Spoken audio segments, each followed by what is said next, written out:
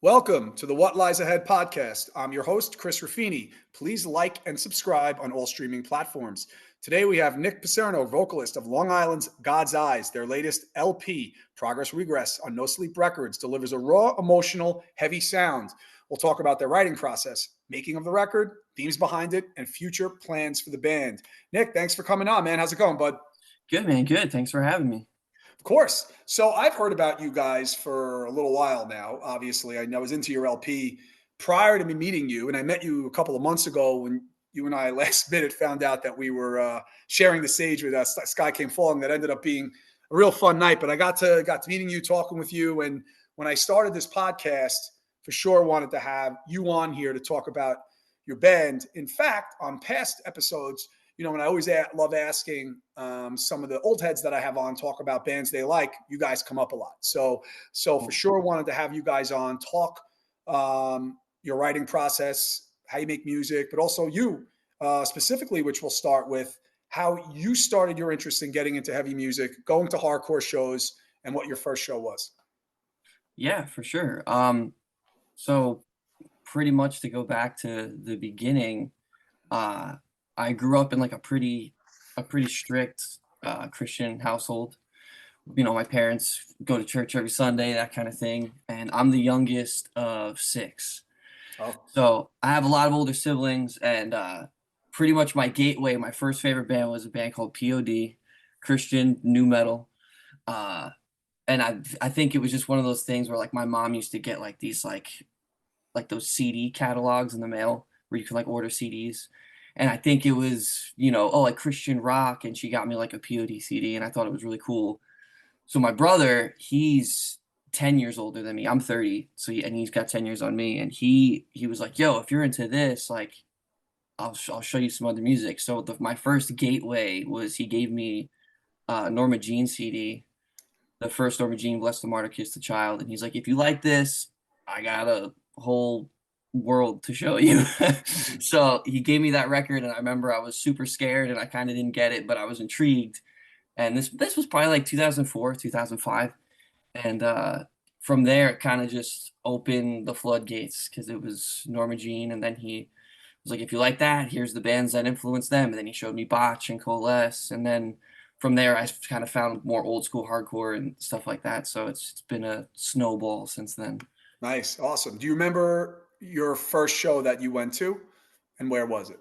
The first show I went to was at the Crazy Donkey, and it was supposed to be Norma Jean, but on the way to the show, we found out that they dropped because they were having, I think it was like van troubles or something like that. So they never made the show. But I think I wound up seeing it was Silverstein.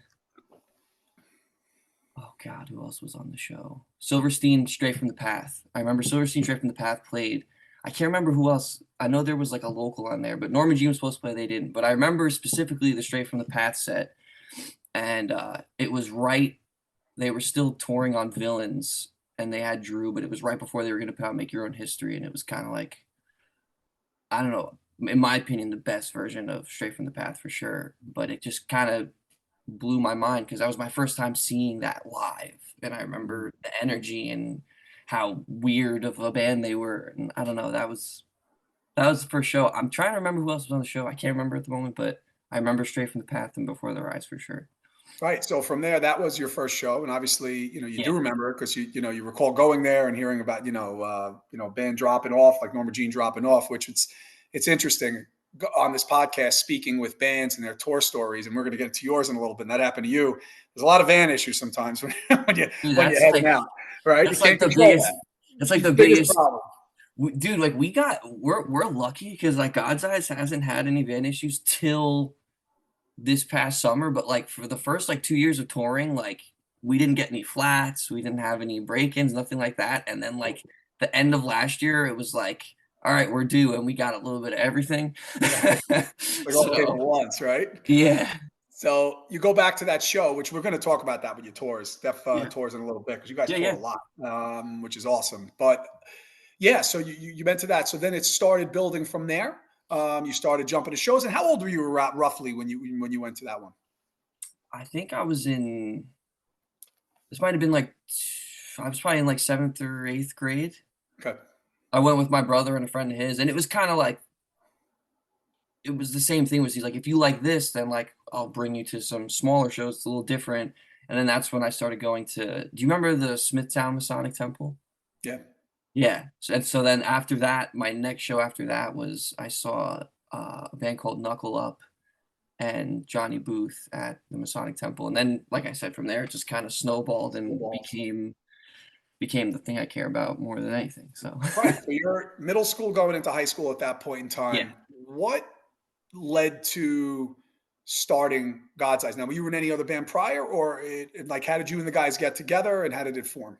Yeah, so my brother's been playing in bands since he was 14 for forever, since for as long as I can remember. And he was playing in a band called Kit Carson. They were kind of like southern rock, southern hardcore kind of thing. And they had reached a point where they needed a drummer, and I was maybe 18 at the time. And I had started playing drums. I'm originally a drummer. And I'd been playing for a couple years coming out of high school from there, and I wound up joining his band, and me and him played in a band together for maybe like 5 years for like the first, and that was like my first like band. Before that, I had like a lot of hardcore band that like we didn't really do. We did a couple shows, but it was like kind of like a quick thing, and we didn't Mhm. couldn't play very well. Sure. And so my me and my brother's band, that was like the first band that was like playing shows actively on the island, doing, a couple weekenders out of state here and there randomly. Um, and then from there, I wound up trying vocals in a band called Restwell, which was like a metalcore band. And I did that for a couple years. And then that leads me to like 2016, where me and my buddy Brett started God's Eyes coming out of that band. Okay. Nice. And then from there, so it's just you and Brett, and then other guys uh, start forming. Is it the same band, or there's been some changes here and there since? So it started. There's the same three like core members: me, Brett, and Adam, which is our guitar player and our bass player. We, for the most part, started the band. It's a different drummer since then, and a different. We added a second guitar player. We originally started as a four-piece, and we played as a four-piece all the way up until COVID, and then coming out of COVID, we started as a five-piece. Five piece, which gives like a full sound for you guys. So Yeah. what I want to get into now is you guys have a bunch of releases, and when I hear your sound, it's this in an amazing, awesome way, like this chaotic, heavy sound, moshy parts. You have your vocals flow perfectly over the music. A little like there's a reminiscent I hear of Imprint of VOD a little bit in it, but of your own style, obviously, That's cool. which is really really cool. So when you guys are writing, what is it like in terms of the writing process? And I always say you're not trying to do anything. It's kind of what comes out, what's interest comes out. But when Mhm. you're writing, how does that come about in terms of you guys putting songs together? So so the funny thing about it is we've just recently started writing as a five piece, because everything that we have out has actually been like our first demo and EP was just Brett would have riffs and he would, bring them to the table, and then in practice we would jam and turn them into songs. And then after that Brett left for a while, and then we got Flavio, and then we were a four piece with him, and then we wrote Progress. Sorry if I'm like jumping around a little bit, but No, um we wrote that record with him as a four piece. But the way he wrote versus the way Brett wrote is Flavio writes like there's two guitar players. So like that record has two guitar parts going on the same time. what And you hear, right? yeah, and it's a little bit more chaotic, a little bit more all over the place. So coming out of that was when, Brett was in a position that he was ready to play again. He was like, yo, like I'll jump back in. And now we just recently recorded a new EP, and that's with the both of them writing. So it's cool because Brett will have like a riff, bring it to practice. Flavio's like a song guy where he'll like bring a song, and then we kind of just like dissect the whole thing and pick it apart. So it's cool Collaboratively, right? because Yeah. yeah. So lyrically, so the theme. So we'll talk themes in terms of like what your lyrics are about. But what do you do? Do you have lyrics set or before like stuff written or ideas written? The cadence, obviously, you kind of need to know when you hear the music. Sometimes you have, you know it and it could flow over the song, but very few and far between. But do you have lyrics written prior, or when you hear the music that the guys are putting together, it gives you kind of an idea of a theme of what you'd like to talk about, or maybe you already have that kind of set? I I I used to always write lyrics just like in my notes in my phone just to if I have a cool sentence or something that comes to my mind. But I don't do it as much because I've found that like sometimes you have a cool lyric and you sacrifice a good vocal pattern to fit that Mhm. cool lyric, or the opposite where it's like you have this cool pattern and you're like, but what am I saying? You know what I mean? So it's so more so like I'll have an idea of what I want to write about, but I'm gonna wait till I'm closer to recording, so it's more of an organic of instead of me trying to sound cool saying something, I'm just saying what I'm my genuine, like, reaction to it's like, "Okay, I'm recording this tomorrow, and, like, this is what I feel about it right now." Right. So you're not feeling right. So it comes out Yeah. organic and natural, right? So Yeah, that yeah, yeah, yeah, but I definitely more so now, like, I'll usually hear a pattern, and I have, like, my notes of what I wanna write about written down, but that helps me not force a sentence or of a thing into, like, the cadence I'm trying to use, I guess what I'm trying to right. say. No, that makes sense. That Yeah. makes sense. So, like, how do you guys, when you have your LPs and stuff, like, well, let's talk the last one. I know you got something new coming up, which is cool. We could talk about in a little bit, but Yeah. I know the last one. How do you structure? And I'm going to say, so I had Crime and Stereo on, and then after we got off, Alex Dunn. He's like, I love the set list question, which we're going to get in a moment. So I have to give him props here for this one. He gave me the idea for this question. So Yeah. and I was like, yeah, I love it. So I'm gonna do it. But how do you structure your album track list? Because it's like I thought like when we back in the day put our album out and what we're doing now with our potential new album coming out, it's like we're structuring it like we're looking at how you put it together. How do you guys go about doing that for your LP?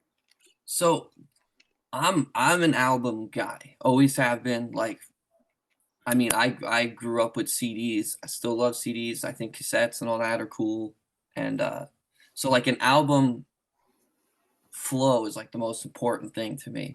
So, Absolutely, right? especially in, like for Progress Regress when I was, like, gearing up when we were gearing up to, like, figure out what we were gonna do, like, I was listening to a lot of records that had almost, like, skit type stuff in it.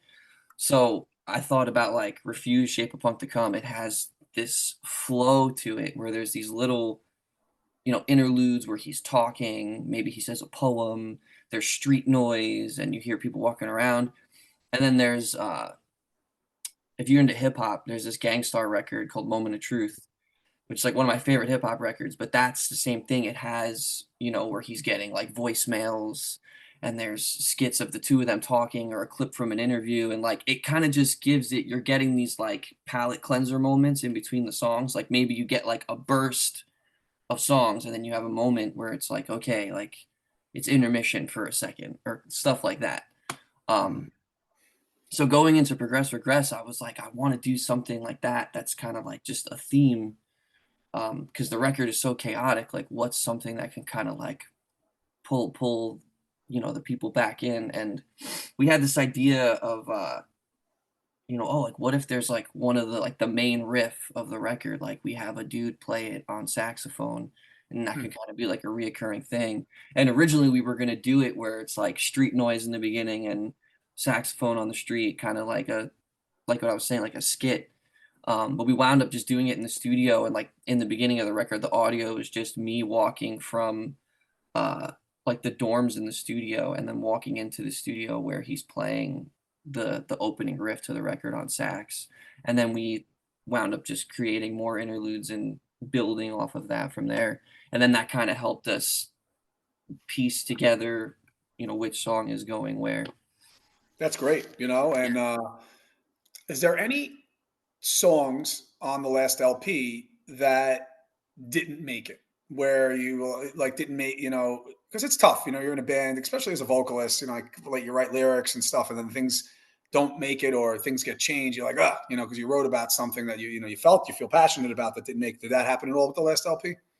We had so originally we were gonna put 2 songs, just like a 2-song mini EP, and we had these other songs on the record. Um, and last minute we were kind of like, these other two songs don't feel as good as the two that we're going to put out. So let's just scrap that idea. And like, then this record is just, we're stoked on every song. So we wound up Makes sense. cutting two of the songs that we were like, they're cool. And then we put the other two on there and they wound up being like the tracks Progress and Regress are those two songs, which are like two of our favorite songs. So It's so weird how that happens, right? Yeah. yeah. So they wound up being like the two songs that we like playing live a lot, and they tie the record lyrically as a two-part thing. Because Progress Regress was gonna just be a two-song like demo almost, but it wound up becoming like the record and like the whole theme. So it was pretty cool. Cool. That's great. So Yeah. how did you guys connect with No Sleep? So we recorded at a studio in Bayonne, New Jersey called Timber Studios. Okay. It's run by Adam Sachaki. He I asked once, I apologize. How did you find that studio? Is it through the label or you just kind of looked around or? So we know Adam because he used to play drums in a band called Gatherers, Mhm. um, and we met him. We played a show with them in Brooklyn with Taken from California Mhm. and State Faults, and we kind of just we met there. We got along really well, and then we knew he had a studio, and we heard a couple of the records that he did that we just liked how they sound. Like he did this one record by this band Course. They're not a band anymore, but they were like a two-piece, just like chaotic hardcore band, and we were like, dude, like this sounds really good. It sounds raw, but it sounds good, and we understood that he was decently priced, so we hit him up, and he was down to do the record. And Cool. long story short, that's how that came together. And then yeah, pretty much coming out of like weird COVID-y times, we recorded that record, and he knew Chris from No Sleep because Gatherers used to be on No Sleep before they went over to Equal Vision. So he hit up Chris and he was like, "Hey, I got this band here. They have a really cool record." And it sounds like you guys were recorded already. So you guys were going in recording the whole thing and you go. We went in there. We got it done in like 10 days. And then I wound up finishing the vocals here on Long Island just because we ran out of time and I was going through some weird coming out of COVID, I was having some issues with my vocals, so I had to like go through a waiting period, and then I Okay. finished everything here.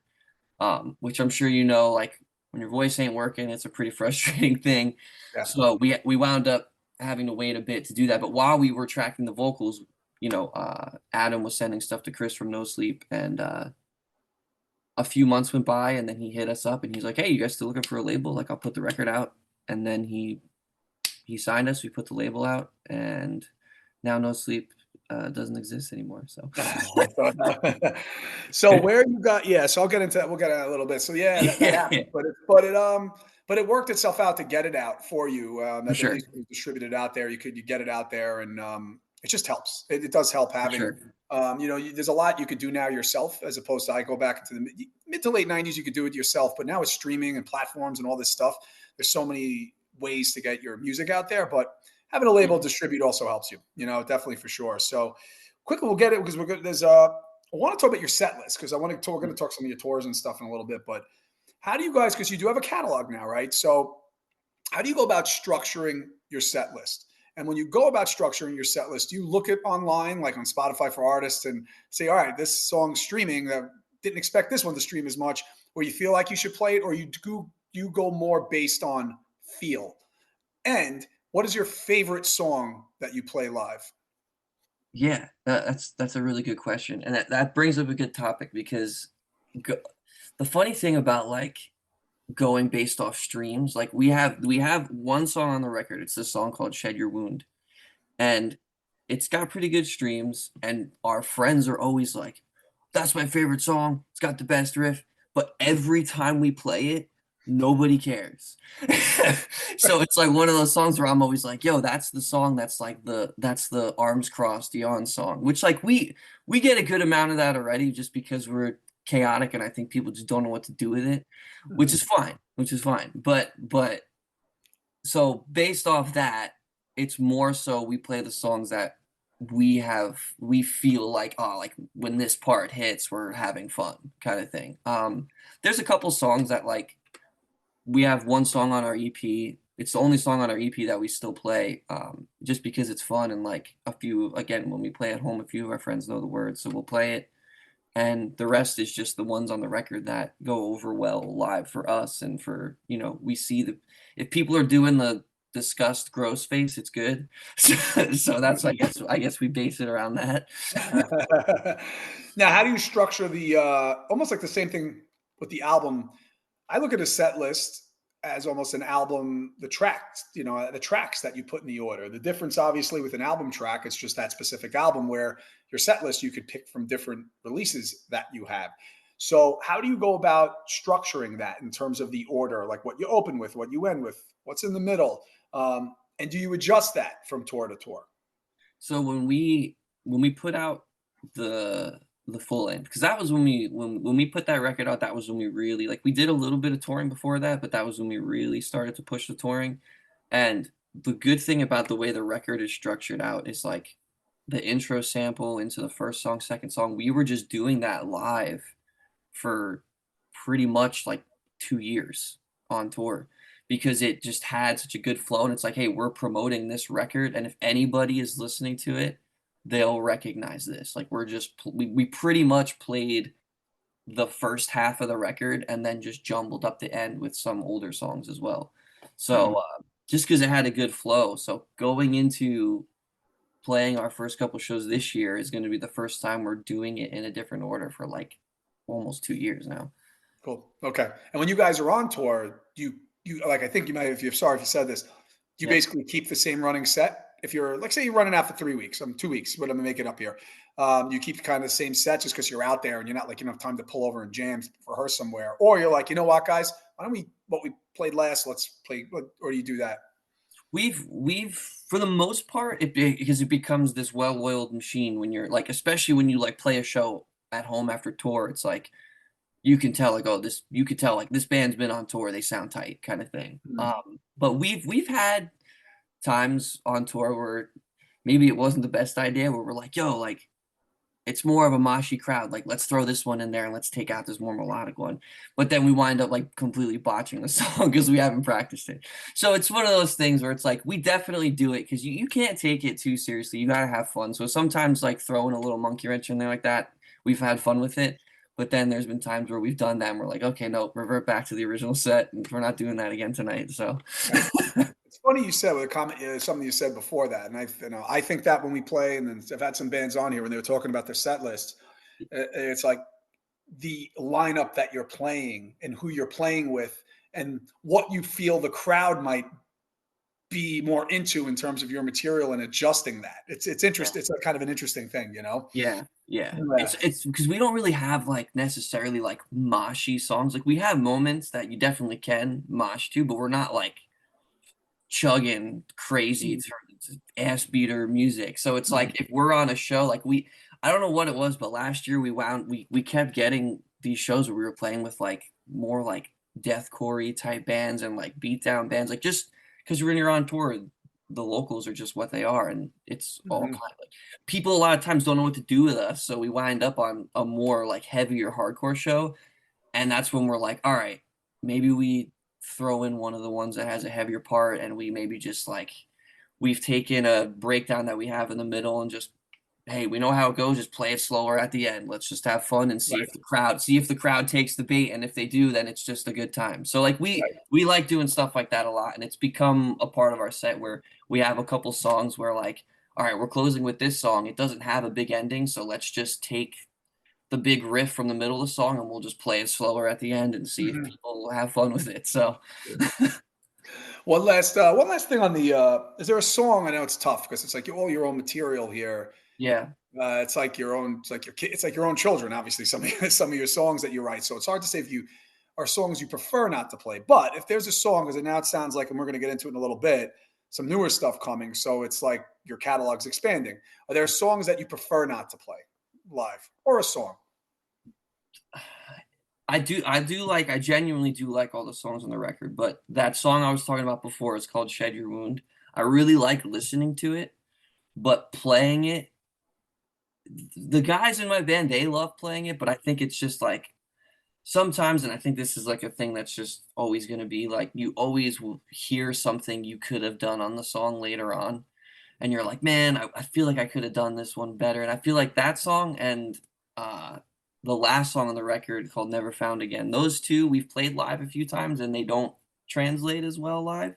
I think they translate really, they're good record songs when you hear the whole thing, but just on their own, they don't feel like they hit as hard. Just, and that's just like me personally, because Your some of the other personal guys, feeling. they're like, I don't know, man, I'm having a great time. So Mhm. it's just one of those things where the rest of the record I really enjoy playing live, but those two I don't have as much fun. But Yeah. not to say that I don't like them or anything, but Right. No, and that'll happen with, those are great. Those are really good songs, by the way. But those, thank that'll happen though when you have a record and you have a bunch of songs on it. There's going to be songs that you just feel more, you have yeah, more, you feel more energy towards, or you enjoy more.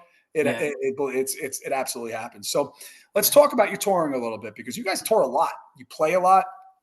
Um, Weekends across the US. You've done a lot of stuff. So like we kind of got into this in the beginning, and I want to talk some stories with stuff. And it was because we brought up the van situation that I hear with, there's always, things with vans and what's going on Oh with yeah, vans. And I saw, was it last year, I had to cancel a show in Vegas because of your van, right? Like, yeah. yeah. And you said you never had any issues, and then all of a sudden your van decides to give you everything at once as you're touring. So now, I'm just like, so as you're driving there, do you see this coming with the van, or it just kind of was like boom, it all kind of So transpired? that was the first we did a full US plus some Canada shows, and that was last summer. Before that we had been doing, like weekends, we did like 2 week runs, then we did like a 3 week run, and then this time we were like, hey, we want to play the West Coast, and the only way for us to get there right now is if we just tour there and back. So let's just make it a whole thing. Um, and we were in the first issue before the tour before that. So if I just rewind a little bit, we were having issues with our lights, and we wound up doing a whole tour with no blinkers. Wow. Um, So you're doing the old school, like, oh just my shooting out the God, yeah, window. dude. And we're in like a mini school bus. Like so like it's like a fully painted all black, like fully blacked out, just like mini school bus. We did that because we've been trying to avoid a trailer just for the nuisance of parking and driving and all that and safety reasons, I guess. Mhm. Uh, so we did the first thing was an electrical issue, and we were having all these issues with our lights, and the dashboard wasn't working, and that whole tour was stressful because we were having issues with our lights. And as you know, a lot of times you have to do night drives. Um, Yeah. so we kept bringing You it don't know to where you're going. I mean, even with the the navigation, right? Right. You don't know what you are. right. It's not like you hang out there regularly. No, no, no, Yeah. not at all. Especially when you're like in Ohio and there's like nothing. It's like, okay, there's nothing here. So we wound up getting that fixed. We did a couple, ghetto riggings of putting light strips on the dash just so there's light there and stuff like that, just because it's just to get us through. So after we got that fixed, we get on this full US and we're in Canada. We wind up blowing out one of our back tires. Thankfully, we blew it out early enough in the day that we were able to bring it to a shop, get it fixed, and But still make it to the show. But when that happened, something happened with one of the rear brakes, and we started having brake issues. oh, And being on the western part of Canada, it's all mountains. So our brakes are already getting worn down, worn down, worn down. So come to find that we're driving, we do a few days like this, but we're like, yo, there's like nothing around here. And like in Canada, like shops are closed on weird days, on like random day. Like like on a Saturday, there was no mechanics open, no tire shops open. So like we had to keep putting it off. So finally we get out of Canada and into Portland, and we pull off the tire, and the whole what is it, the rotor is just cracked into five okay. different pieces. And we're like, okay, so it's the rotor. So we pull that off, we go to an AutoZone, change it ourselves. Thankfully Brett, our guitar player, is like a he's just a handy person where he's, Good to have someone who could do that. yeah, he's like he's not afraid to, even if it's something he's not sure of how to do, he's the guy that'll take Figure it initiative out. and figure it Yeah. out. Yeah. So we figure that out and then go to the next show. While we're driving to Arizona, a guy pulls next to us and he's like, "Hey, dude, like your back wheel is like wobbling all over the place." And we're like, "Yo, what the heck is going on?" So we look at it, pull the tire off, and the rotor is cracked in a million pieces again. And we're like, why does this keep happening? So we get to a point where we find out that we were sold the wrong size rotor. So Ugh, that's why it keeps breaking, but we didn't know it was wrong because we had the wrong size on there originally. So there we were telling them the size we have and just right. putting the And wrong how size. would you know that? Right.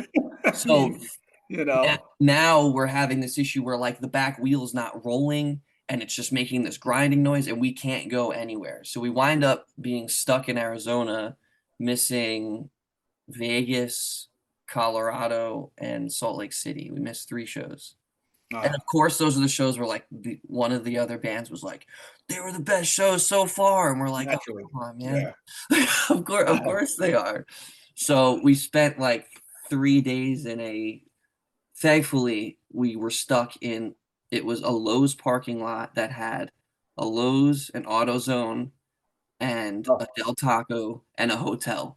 So like there was like a place to stay, a place to eat. eat, a place to fix. So it was like we wound up figuring it out, and it was also 112 degrees in Arizona. We didn't have AC, What are so you like? Is this like August at this time? yeah, this It's was brutal over there at that like time. end of July, It is. dude. It's hot. Yeah. My shoes melted while we were it's like stranded in this parking lot. Like I just had like a pair of Vans and like the bottom of my shoe kept like if I was standing in the parking lot for too long, they would like literally start to melt. So uh that was a fun time, but we wound up figuring it out and we only missed 3 of I have like 40 shows. So it worked out. That's not bad, No. considering. And, it's like you're talking about it, and I'm thinking when you're on the road like that, Mm, you're kind of relying on merch, you know, 100%. a little bit. I mean, obviously, you're going with money, you're setting yourself up when you go just for nights, hotels, whatever it may be, eat, like, that stuff's important, obviously. But you do rely a little bit on the merch a little bit. So you lost 3 days, and then you're probably hearing like, okay, like these shows are all right. They're really like they're packing out a little bit. You're like, oh well. But when you're dealing with that in the moment, you're like, we just got to get this stuff fixed. And probably sounds like you had to buy a new pair of sneakers. So it's just great. Yeah. Dude, the sneakers actually wound up they made I mean they looked a little haggard at the end, but they made it through. Of course it was like usually I'm good with that where I'll bring like 2 pairs of shoes and like a pair of like comfortable shoes or whatever, but like I brought for some reason for the longest tour I brought 1 pair of shoes, so I had to make it work. But yeah, like it sucked to hear like I mean I'm glad the band we were out with was still, having good shows and like doing the thing. And That's like good. they were kind enough to share our post and people wound up like sending us PayPal and stuff while we were out there just That's to great. kind of That's good. cover That's the awesome. expenses. Yeah, so it wound up working out where thankfully through, friends just like being kind enough to send us some funds, we were able to cover the cost of fixing the bus um and then we were back on track once we made like I think the next show was New Mexico. And then from there forward, we made it back, no more scratches, no more. That's the one thing, man, like with this community, it's people helping each other out. They see you guys dealing with stuff and they help you out. That's great. That's great to hear. And also not surprising in a way, that, Yeah. and it's not Yeah. like you were expecting it and want it's not at all. That's just how it is. So that's actually great that happened. And sometimes it's people that you wouldn't expect, like someone you haven't talked to in 5 years, and then you just get a bing. It's like, oh, they just sent us $100, and it's like, wait, whoa, dude, you didn't have to do that. So Super nice. and like you were saying, like we do rely on selling merch because like for a smaller band like us, sometimes we have a set guarantee, but a lot of times it's a door deal, and if there's only 15 kids there, hoping that we sell some merch to at Yeah. least 5 of those kids. You know what I mean? Yeah. Yeah. Now, how did you go about booking that tour in particular? And then I want to talk about some of the other stuff I guess you've done, but that one in particular, 'cause that's a long, long run, and there's a lot of Yeah. logistics involved in that. Did you go through somebody? Did you guys do it? Did you work with the band that you were with? Because it's a 40 show tour. That's a long, Yeah. long tour. So we definitely had a lot of help. Mm.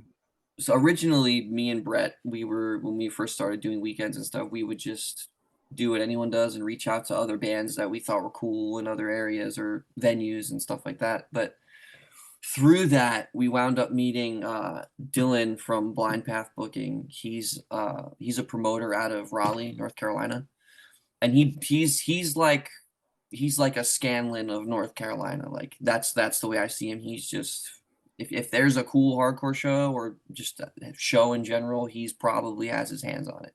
Hmm. Um, and we wound up, needing a Raleigh date. I found him through actually Matt Reinecker from Standstill. And still cool. Yeah, yeah. I was like, yo, I need a Raleigh contact. I saw you guys just played this cool record store. Do you have somebody? And he sent me to a guy that sent me to Dylan.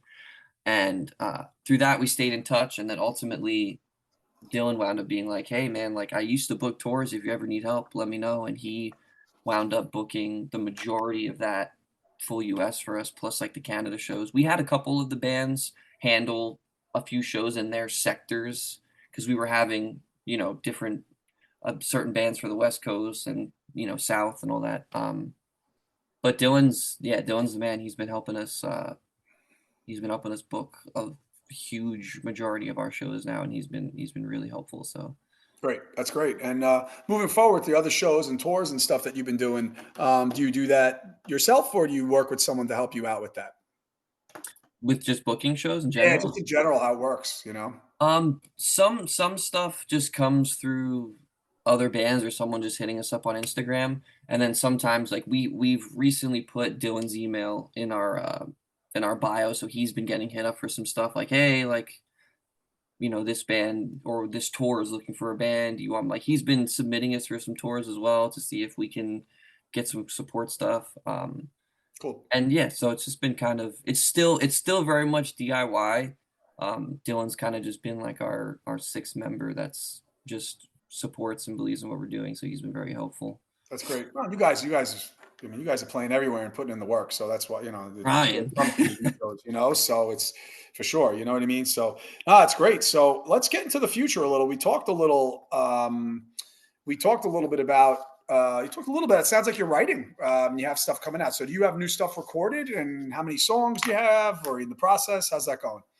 Yeah, so we just did recorded 3 new songs at Voodoo Studios in Port Jeff. We're planning on we're just gonna put an EP out, something just I apologize. Are small. you guys just doing it right now, or are you looking around or how's that going? We don't know yet. We're Yeah. talking to a couple friends that have smaller labels that are kind of, it'll kind of just be like a distribution thing, like, hey, maybe we'll do it ourselves and just have someone put it out. Or so we're right now in the process of talking to a few people and figuring out what makes the most sense. Because it is an EP and it's mostly just a way for us to get new music out this year and have something to support for touring for the rest of the year. Right. When are Um, you looking to hopefully get it out? I'd like to have it out by the summer. Yeah, Um, yeah, I realistically, right. mean, yeah, we're coming. It's coming up quick. It's always one of those things where like it always happens so fast, where it's like it's already the summer almost. So it's like, Yeah, um, yeah. I mean, we're in March now, and it's here basically. It's coming. yeah. So Hopefully no later than like if it's one of those things where it has to come out in the fall, it's not the worst. But I mean, in the summer when we're hitting shows, obviously that's like the prime time. We'd love to be able to be playing 3 new songs that are out. have you played new songs in your set since, or are you really kind of waiting for this to come out? Yeah, we just did Brazil back last month, and You we did that early February, right? yeah, yeah, yeah, yeah. That's been awesome. Talk about that in a sec. Yeah. So Yeah, it was sick. It was sick. But we were playing one of the new ones because we were like, oh, it's a place we've never been. Like, let's just close with a new song because it's the new year. Like, let's do something a little fresh. And so we were playing one of the new ones, and that was the first time we did it. But we're hoping to even if not all 3 are out, we might just start playing them just because we're itching to play them. So we'll see. cool. Do Yeah. you so what shows and stuff do you have coming up? Tours coming up? Or are you waiting for the EP? I mean, I'm sure there's shows and things you have coming, but are you waiting for the EP to really book something as involved as you did last summer? Yeah, I mean, we have pretty our whole tour schedule from May to November is booked. Um, we nothing's announced yet, so like I don't know what I can say. Mhm. Because like it's also like a few of the tours are tours that we haven't booked and we're just support on, so I don't want to just like Of course. load on them and stuff. But we have a couple Long Island shows that are getting announced pretty soon that I'm stoked about. I don't know if I'm supposed to say this, but I guess I will. There's a show with Vanna we're Hmm. playing. Um, that one should be pretty cool. And then yeah, it's just a bunch of touring that's getting announced like starting probably the next 2 weeks. That's So great.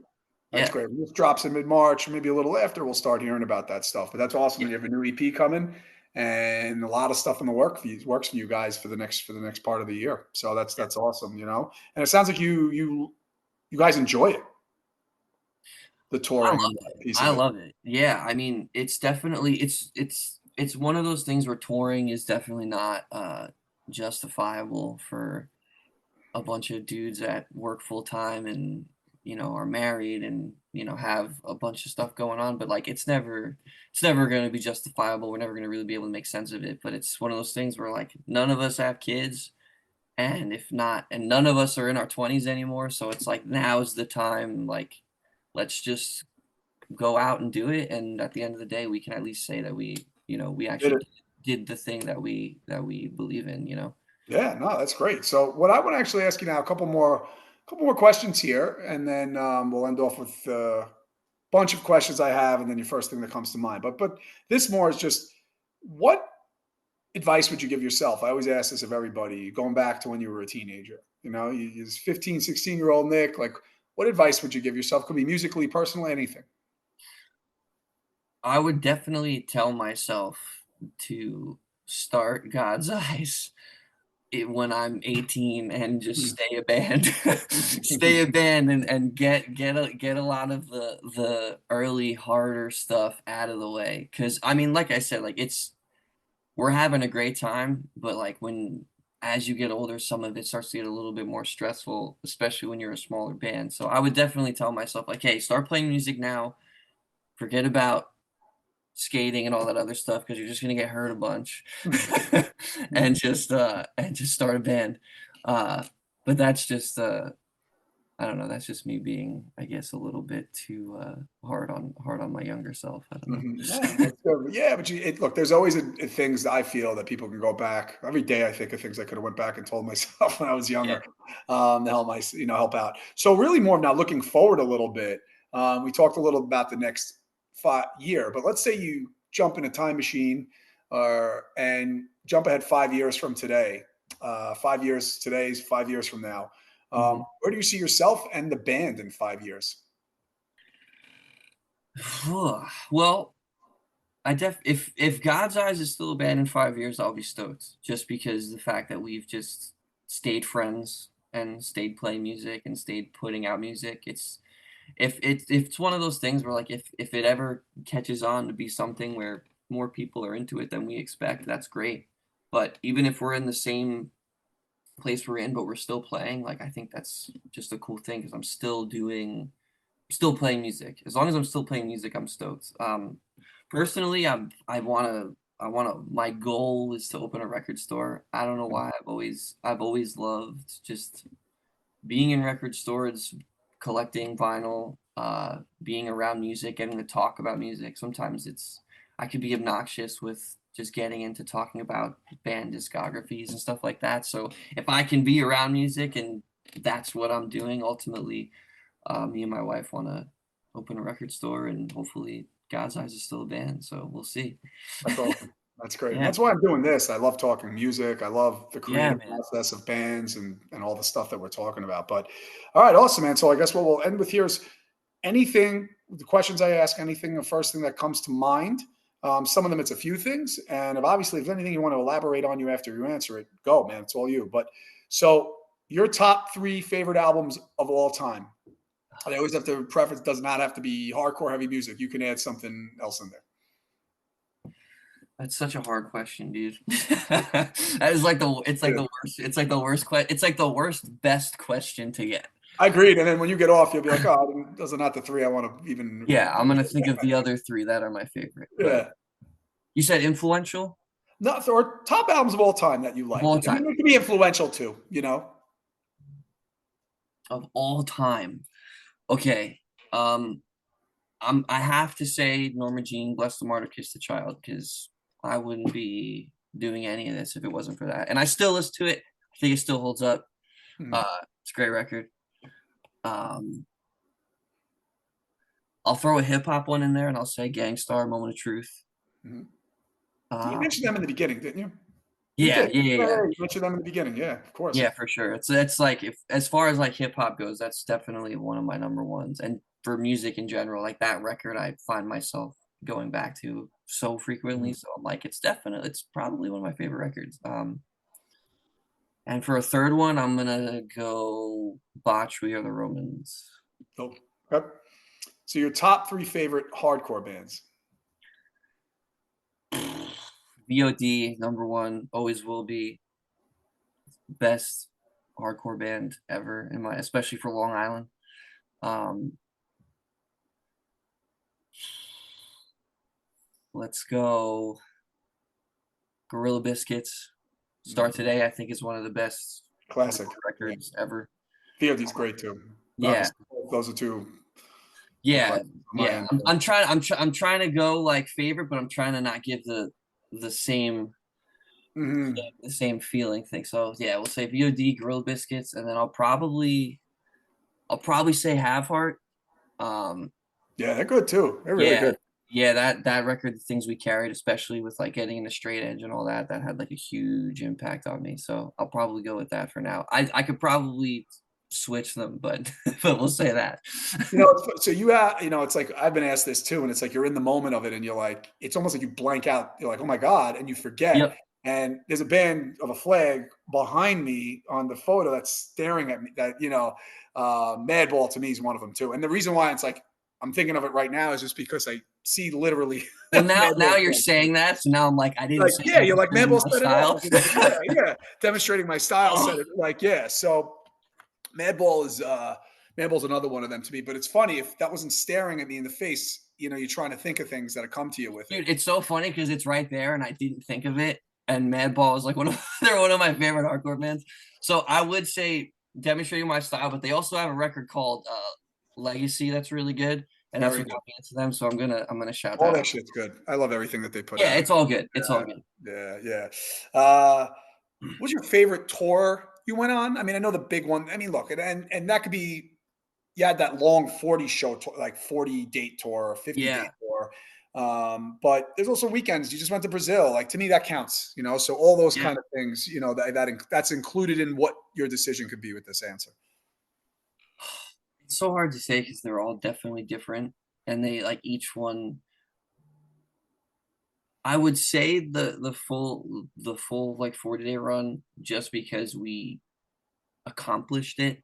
Like it was something that it was a very like, all right, there's no reason for us to really do this other than we want to play the West Coast, so we're gonna play everywhere. Um, so I think the fact that we made it through, we argued a lot, we had issues, but You're in a van with the we're same crew right, for a month and a half.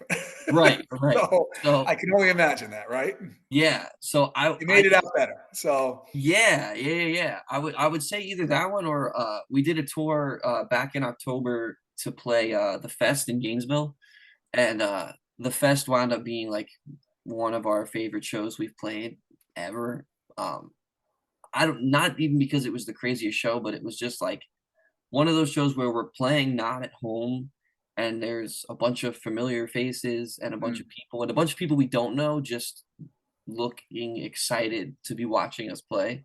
And it kind of just ended the year in like this really positive way. So I'd probably go with that tour. It was like a 2 week run, but leading up to that show, that show made that whole tour like all worth it. awesome. It sounds like, to go back, I meant to say this to you when you were talking about that tour, even with what you were dealing with the van, it sounded like you're still just enjoying yourself. Like it didn't, I mean, you're talking about it now in the moment when it's happening, you're probably like, like what the hell? But Yeah. it just sounded like you're almost like, this is awesome. Like we got to experience, this is fun. And even though that 3-5 day stretch with the van and everything that went wrong with it, What's up with that van, by the way? What's going on with that thing? Oh, Is that it thing, it's still kicking. It's still going. kicking? But now you have Yeah. a new rotor, so you're good. So Yeah, no, we have the right rotor on now. yeah, So so you're good. Okay. we're good. No, it's still kicking. We did some upgrades. We put some new benches in there, so it's Cool. got more comfortable sleeping situations for the nights that we do that. But yeah, man, we really just like I said, we had some of our like worst arguments on that tour and some of the darkest times, but those there I have pictures. I'll send them to you. There's pictures of us like because we had a photographer, our friend Nick from Richmond with us. He was just documenting the whole thing, and there's pictures of us like in the parking lot where like we're fixing the van, and you can just see the how tired and sweaty and like you can see how stressful it was in those Yeah. pictures. And But that at that time, of course. at Yeah. that time, yeah, but where we were still, we're like sitting in this parking lot in Arizona in 100-degree weather, just joking around and trying to make the most of it. Fun. And Yep. it wound up being. I look back at it and we had a great time. Um, but you just really you got to make the most of it because it's like, hey, we put ourselves in the situation, so let's just try to do what we got to do. And Best outlook to have. It yeah, really is. man. So, what's your favorite Long Island venue to go to a show to? Okay. And then your favorite Long Island venue to play a show? I really like going to Sand City. Um, That's a cool spot. it's cool because it feels really open. Even when it's packed, it still feels like not so like congested. Like the old AMH when like I'm sure you remember when it was packed, Yeah. it was like this sucks. But So I always loved playing there. I always knew like, all right, this place is yeah, going to be sold out. Like, in regard, like, so, AMH is the yeah, that best. place it was packed. Like when you would go there, you better find a place to stand because that's where you're going to be standing for the entire night Yeah, there. yeah, yeah. That AMH is was a the cool best. spot though. Yeah. Yeah, I like going to shows. I even like playing Sand City. Going to I would and playing Sand City. I think the VFW is fun, and AMH is that's home. That's where Yeah. It God's is. Eye's first show was there. Our record release show was there, and even with like the renovation, like we've played a few times there, and it's great. So AMH is if I don't say AMH is the best place to play, then I think I'd be lying to myself because it's just I'm with you. Like right now in this right time now in this we're moment. in, I agree with There's you. there's Mitch, venues I miss for sure that are gone now. Like there used to be this place called Even Flow in Bayshore. mm, Uh, that place was really cool. And then there of course the Smithtown Masonic Temple. That was when I first started going to shows. I went to so many cool shows there. So I even though it wasn't the best sounding place whatsoever, I still have a lot of fond memories at that place. So definitely shout out to that. that's what happens too. Like we're talking these Long Island venues. Like, I'm going to date myself going back to the mid to late '90s. There was so many of them, and there were so many Yeah, amazing ones from like PWAC to Deja One, yeah, Springstead, Ground Zero. There was so many different places to go to see shows, and they were awesome. It's nice now that with AMH and Miles to Go and all those guys and Valentino and Scanlon and all those guys, like this place is here to stay. They own that. They own it. Like the building is theirs, and yeah, it's nice that this place is going to be kicking around for a while. And it's not just hardcore. They do so many amazing things there. So it's yeah. great that this place will be here for a long time. You know. Yeah, it definitely felt like what you were saying too. It was always like coming and going venues. Like if whether it was some VFW hall, whether it was some just random places, backyard shows, and I feel like AMH is like the one solid pillar that we Yeah. have on Long Island that's kind of been there for. I mean, I when I first started going there, it was still called Broadway Bar, I think. Yeah. That was like early 2010, right? Nine, Yeah, give or take. Yeah. 2009. I think 2009 or 8 was the first time I went there, but and I remember when it reopened as AMH, I was just like, wow, they made this place not disgusting anymore. Like I remember it was so gross back in the day, but now it's I don't know, it's the Cool best. venue. And the staff they're so They're kind and awesome. treat you Yeah, well. and I said that to Scanlon when I was on. I was like, because I was in terms of the how they book and how they go about things. But I said they are so helpful. Whether you're playing a show there, we've played there a couple of times. You said you have too. Yeah, The new AMH, we've played a bunch yeah. of times. The sound guy there is incredible. But Tom's the best. even when you go there, it's like they remember you. They talk to you. They're just so helpful. It's Yeah, a good man. spot. It's a great spot. Yeah, if I could bring Tom the sound guy with God's Eyes on tour, I totally would. Just because Every he's time. like he's got just that little bit of comedic relief that when you're like getting all worked up before you play, he kind of Yeah. pulls you back down to earth, and he knows what he's doing. Every time we He play knows there, it exactly what sounds he's doing. good, Yep. and he knows once you play there once, he knows your band and knows what you need. So Yep. he's definitely shout out to Tom. He's the best. This is going to be a tough one. You might have to say a few. What's your favorite show you went to? On Long Island or just in general? Let's say Long Island. Let's go Long Island just to break it down a little bit. Oh my God, that's such a hard question, dude. Again, you're asking the best but hardest questions. Oh man.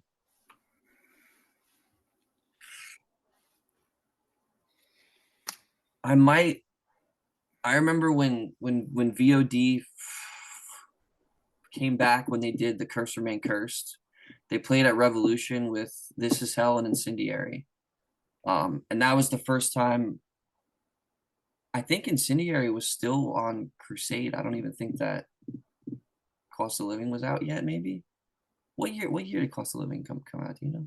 Uh, 13? Am 2013 I way off? Is it 13? 14? I could be wrong. or 14. I could be wrong too, but I remember it was earlier in Incendiary time. But I remember it was when VOD put out. Actually, you're right. I don't think their album came out. I could be completely wrong because Curse Came Remain Curse was like early 20, like 2012. So I don't think might have been around that time. Yeah. It might have been right before. It could have Yeah. been like right before. But I remember it was like this. It was right before This Is Hell kind of like disappeared for a bit, and it was right before Incendiary put out Cost of Living, and VOD came back, and I just remember like I was definitely the youngest guy there. It was all VOD's crowd, bunch of older guys, and Older like dudes. I was there with my brother, and I just remember like the energy was so because I think at that point it had been a minute since VOD played, and that was my first time seeing them.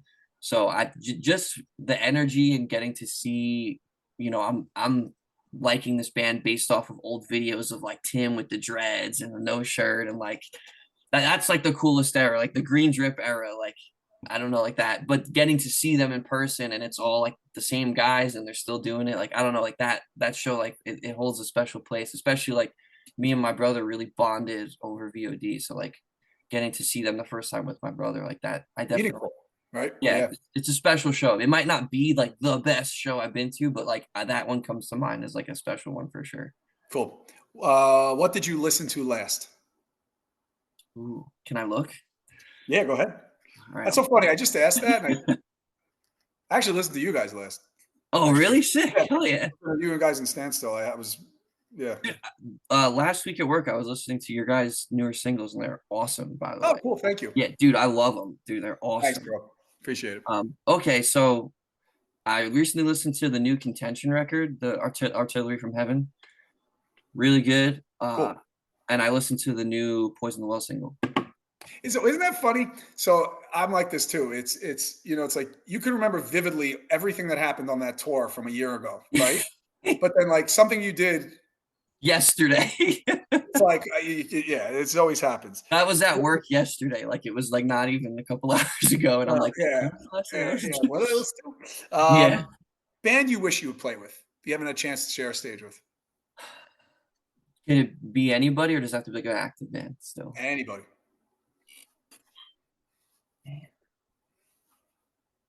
I mean, I would love to play a show with Botch. I know they just came back and did those reunions, but they're like one of my favorite all-time bands as far as like who I feel influenced by for like God's Eye specifically, like Dave the vocalist, like and their whole vibe of I don't know, they have this chaotic vibe, like either them or I'm gonna say like the Chariot, another like chaotic hardcore band, like probably one of those two bands for sure. Cool. So you're a big VOD guy, you said. Oh yeah. The self-titled album, The Green Drip, or Imprint?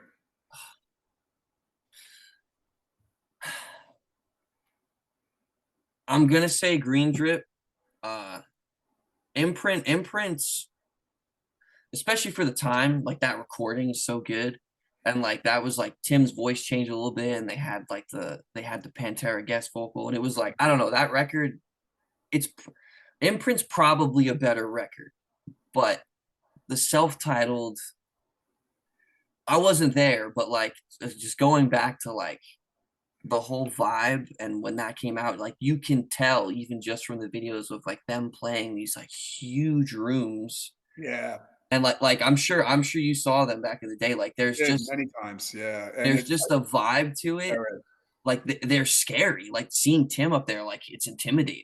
And there like, was they were, and I'm gonna like, I hate to be that guy who was at their no, no, show, no. but no, for real, like they and this there was this particular show that came up like when they played the PWAC, and you would see them at all these places locally and then venues, but they played the PWAC, and at the time it was them and Madball. They played prior to that too, another time, but there was probably 2,000 people Oh my at the PWAC, which was a warehouse that wasn't even a venue. It was a venue, but it wasn't a club.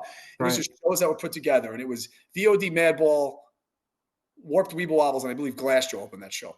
Oh my God, They dude, what were a sick lineup. The Glassjaw at the time. Wow. There was probably 2,000 people there. It was, it was insane, and the buzz that they had coming up was like they were coming up, and then when they signed with Roadrunner was pretty awesome. Like it was cool. It was a cool time, to Yeah, see. yeah. See, and that's just like the proof of how special it is. Like if like that same energy can be felt just from like a shitty YouTube video, that someone had a VHS tape and just like transferred it onto YouTube. Yeah. Like that's why I would probably say the self-title, just because like and Suffer is my favorite song, so I probably gotta So, go with that. mhm. So All right, I know this guy came falling, guys. So 1021 or to forever embrace the sun. 1021. 1021. I, uh to Forever Embrace the Sun has a couple of my favorite songs, but as a whole, I think 1021 is like the record for sure. Mhm. A band that you like that may surprise people.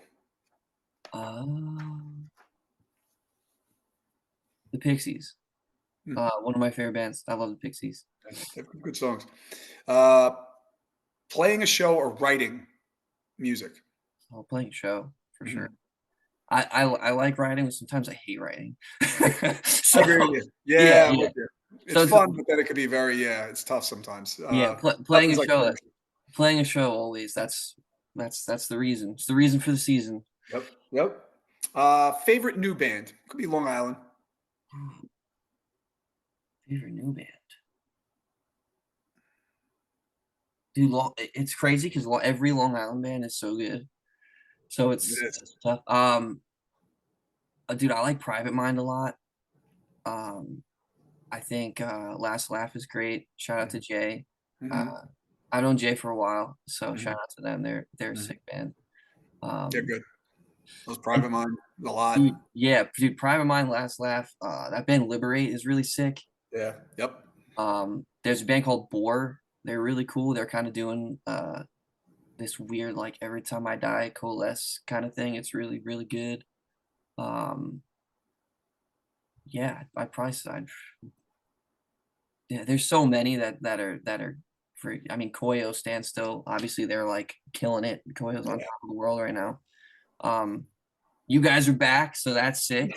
They- Hopefully we'll get a show with you guys we sometime will. soon. It's gonna happen. Yeah. Yeah, It's gonna happen. I love that's the thing. What I love with you guys, and then like a lot of the bands you mentioned, and then Pain of Truth and Stand Still and yeah, Koyu. man. Like, just it's it's great what's going on right now and how good everybody is. And I always said the big thing what I love about it is, and I said this when I had Jay on with Last Laugh, and you just tell that there's just how united everybody is. There's different styles, Yeah, different music that killing it. And what's cool is like 10 years from now, all these bands, new bands will be out influenced by all you guys. And it's going to be it's for going to be sure. cool and sick. Last question, and then we'll end it off here. Most underrated band. Underrated band. I could stick with Long Island, but we just spoke Long Island, but like an underrated band. And you know what? We could even go back in time if you feel that would be a little helpful. So you're not stuck in the 5 years here. The last 5 years. If you want to go, oh man, dude, this is tough. I'm gonna most underrated. Hmm, you're killing me over here. These are hard questions, dude. Most underrated band. I know I'm gonna think of it as soon as we get off of this thing, and I'm gonna be like, dude, what the heck? Underrated band. It's funny because there's like a lot of bands I think about from like back in the day, and like they were underrated at the time, but like now they're like having their moment now that they're Hmm. like back, which I Hmm. think is a really cool thing. Yeah. Um, like it's funny how like a band like Super Heaven, they were like underrated before, and now they're like huge. Yep. Um, but I think that's good that bands can come back and kind of get their flowers. Yeah. Underrated, dude. I don't know. There used to be this band called Ultrageist. I don't know if you remember them. Mm. I feel like they're super underrated. They were kind of doing this weird, like mathy. He like did weird effects with his vocals. So I'm gonna say Ultrageist. Okay. Yeah, yeah, All for right. sure. No, so Nick, thanks, man. Awesome conversation. Hang tight. I'm just going to end this off, and then we'll chat it up after. Mm. Uh, Thank you for listening to the What Lies Ahead podcast, which is available on all streaming platforms. Go save the What Lies Ahead podcast playlist on Spotify that features all bands that were on the show. For more information on future episodes, you can go to my Instagram account and follow What Lies Ahead _podcast and on Facebook by searching What Lies Ahead podcast. See you on the next episode.